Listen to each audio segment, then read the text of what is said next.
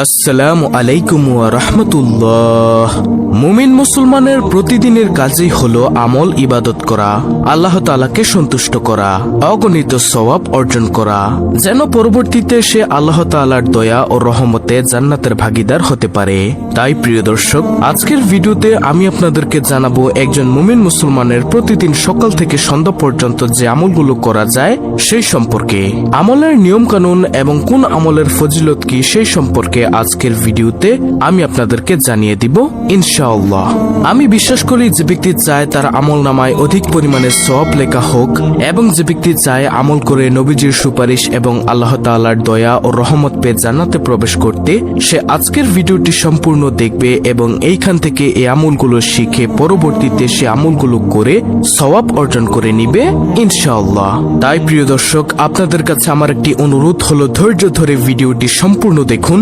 ইনশাআল্লাহ আমলগুলো করে অনেক অনেক সওয়াব অর্জন করতে পারবেন।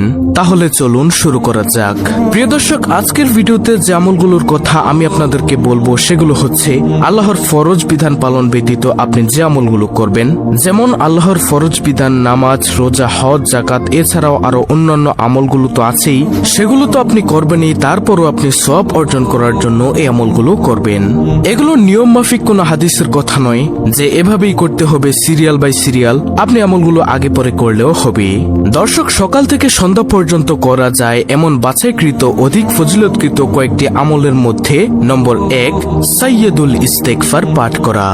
আপনি ফজরের নামাজ আদায় করার পর সকালবেলা পাঠ করবেন সাইয়্যিদুল ইস্তেগফার। ক্ষমা প্রার্থনার শ্রেষ্ঠ ইস্তেগফার হচ্ছে সাইয়্যিদুল ইস্তেগফার, যেটা হলো আল্লাহুম্মা আনতা রাব্বি লা ইলাহা ইল্লা আনতা খলাকতানি ওয়া আনা আবদুকা ওয়া আনা আলা আহদিকা ওয়া ওয়াদিকা মাস্তাতাতু আউযু বিকা মিন শাররি মা সানাতু আবউ লাকা বিনি'মাতিকা আলাইয়া ওয়া আবউ লাকা বিযামবি ফাগফিরলি ফাইন্নাহু লা ইয়াগফিরুয যুনুবা ইল্লা আনতা।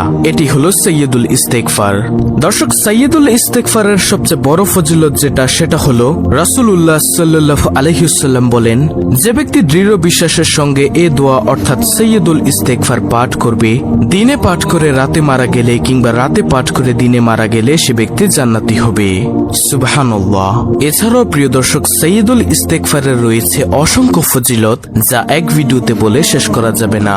তাই সর্বপ্রথমে আমরা এই আমলটি করব ইনশাআল্লাহ, অর্থাৎ সাইয়্যিদুল ইস্তেগফার পাঠ করব। দর্শক, সকাল থেকে সন্ধ্যা পর্যন্ত করা যায় এমন বাছাইকৃত অধিক ফজিলতকৃত কয়েকটি আমলের মধ্যে দ্বিতীয় নম্বর আমলটি হলো রাদিতু বিল্লাহি রাব্বাও ওয়া বিল ইসলামি দিনাও ওয়া বি মুহাম্মাদিন নাবিয়্যা ওয়া রাসূলাহ সাল্লাল্লাহু আলাইহি ওয়াসাল্লাম। প্রিয় দর্শক, আমি আবার বলছি, আপনারা এই দোয়াটি পড়বেন, রাদিতু বিল্লাহি রাব্বাও ওয়া বিল ইসলামি দিনাও ওয়া বি মুহাম্মাদিন নাবিয়্যা ওয়া রাসূলাহ সাল্লাল্লাহু আলাইহি ওয়াসাল্লাম। দোয়াটি পড়লে জান্নাত ওয়াজিব হয়ে যায়। আল্লাহ তাআলা তার উপর সন্তুষ্ট হওয়া আল্লাহর হক হয়ে দাঁড়ায়। বিভিন্ন বর্ণনা অনুযায়ী তাকে জান্নাতে প্রবেশ করানো রাসূল সাল্লাল্লাহু আলাইহি ওয়াসাল্লামের দায়িত্ব।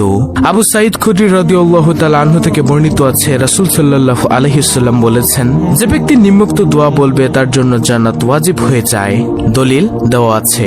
তো প্রিয় দর্শক, দ্বিতীয় নম্বরে আমরা এই আমলটি করব ইনশাআল্লাহ। এই দোয়াটি পড়ব, রাদিতু বিল্লাহি রাব্বাও ওয়া বিল ইসলামি দিনাও ওয়া বি মুহাম্মাদিন নাবিয়্যা ওয়া রাসূলাহ সাল্লাল্লাহু আলাইহি ওয়াসাল্লাম। তারপরে সকাল থেকে সন্ধ্যা পর্যন্ত করা যায় এমন বাছাইকৃত অধিক ফজিলতকৃত কয়েকটি আমলের মধ্যে তৃতীয় নম্বর আমলটি হলো আল্লাহুম্মা আজিরনি মিনান নার। আমি আবার বলছি দোয়াটি, আল্লাহুম্মা আজিরনি মিনান নার। ফজরের নামাজের পরে দিনে 7 বার আল্লাহুম্মা আজিরনি মিনান নার এবং মাগরিবের নামাজের পরে 7 বার আল্লাহুম্মা আজিরনি মিনান নার পাঠ করলে জাহান্নাম থেকে মুক্তি পাওয়া যায়। সুবহানাল্লাহ। দর্শক, যেভাবে নিয়মটি বলে দিয়েছি আপনারা সেভাবে আমলটি করবেন। তারপর প্রিয় দর্শক, সকাল থেকে সন্ধ্যা পর্যন্ত করা যায় এমন বাছাইকৃত অধিক ফজিলতপূর্ণ কয়েকটি আমলের মধ্যে চতুর্থ নম্বর আমলটি হলো সুবহানাল্লাহি ওয়া বিহামদিহি সুবহানাল্লাহিল আযীম। আবু হুরায়রা রাদিয়াল্লাহু তাআলা আনহু থেকে বর্ণিত হাদিসে রাসূল সাল্লাল্লাহু আলাইহি ওয়াসাল্লাম বলেন, দুটি বাক্য এমন এমন রয়েছে যা বলা সহজ, আমলের পাল্লায় অনেক ভারী আর আল্লাহর কাছেও অধিক পছন্দনীয়। সেটি হলো সুবহানাল্লাহি ওয়া বিহামদিহি সুবহানাল্লাহিল আজিম। অর্থ, মহান সেই আল্লাহ এবং তারই সকল প্রশংসা, মহান সেই আল্লাহ যিনি সর্বোচ্চ মর্যাদার অধিকারী। হাদিসটি রয়েছে বুখারী শরীফে, হাদিস নম্বর 6406। মানুষের এখন নানা ধরনের ব্যস্ততা, কাজের ভিড়ে নিয়মিত নফল ইবাদত করা হয়তো অনেকের সম্ভব হয় না, কিন্তু যে কোনো মুহূর্তে আল্লাহর প্রশংসায় তার জিকির করা অনেক সহজ। এতে কোনো সময় ক্ষেপণ হয় না, কাজেও ব্যাঘাত সৃষ্টি করে না। তাই সহজ আমল হিসাবে অত্যন্ত উপরোক্ত বাক্য দুইটি নিয়মিত পড়া যায়। এতে অজ্ঞাতে ঘটে যাওয়া আমাদের বিভিন্ন গুনাহ আল্লাহ তাআলা মাফ করে দিবেন, পাশাপাশি অগণিত সওয়াব লাভ হবে। তাই অধিক সওয়াব পেতে হলে আমরা এই দোয়াটি সব সময় পড়ব, যত বেশি পড়তে পারি। সুবহানাল্লাহি ওয়া বিহামদিহি সুবহানাল্লাহিল আজিম, প্রতিদিন কমপক্ষে 100 বার। তারপর প্রিয় দর্শক, সকাল থেকে সন্ধ্যা পর্যন্ত করা যায় এমন বাছাইকৃত অধিক ফজিলতপূর্ণ কয়েকটি আমলের মধ্যে ৫ম নম্বর আমলটি হলো শ্রেষ্ঠ 4টি জিকির করা। এগুলো আমরা সবাই পারি।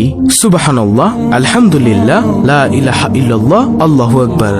সুবহানাল্লাহর ফজিলত। হযরত সাদ ইবনে আবি ওয়াক্কাস রাদিয়াল্লাহু আনহু বলেন, আমরা রাসূল সাল্লাল্লাহু আলাইহি ওয়াসাল্লামের নিকট ছিলাম। তিনি বললেন, তোমাদের কোনো ব্যক্তি প্রতিদিন 1000 নেকি অর্জন করতে সক্ষম কি? তন্মধ্যে একজন বললেন, আমাদের মধ্যে কোনো ব্যক্তি কিভাবে 1000 নেকি অর্জন করবে? তখন রাসূল সাল্লাল্লাহু আলাইহি ওয়াসাল্লাম বলেন, 100 বার সুবহানাল্লাহ বললে তার জন্য 1000 নেকি লেখা হবে, অথবা তার 1000 পাপ মোচন করা হবে। হাদিসটি রয়েছে মুসলিম শরীফে, মিশকাত শরীফে। তারপরে আলহামদুলিল্লাহ জিকিরের ফজিলত। হাদিসে আলহামদুলিল্লাহকে সবচেয়ে উত্তম দোয়া বলা হয়েছে।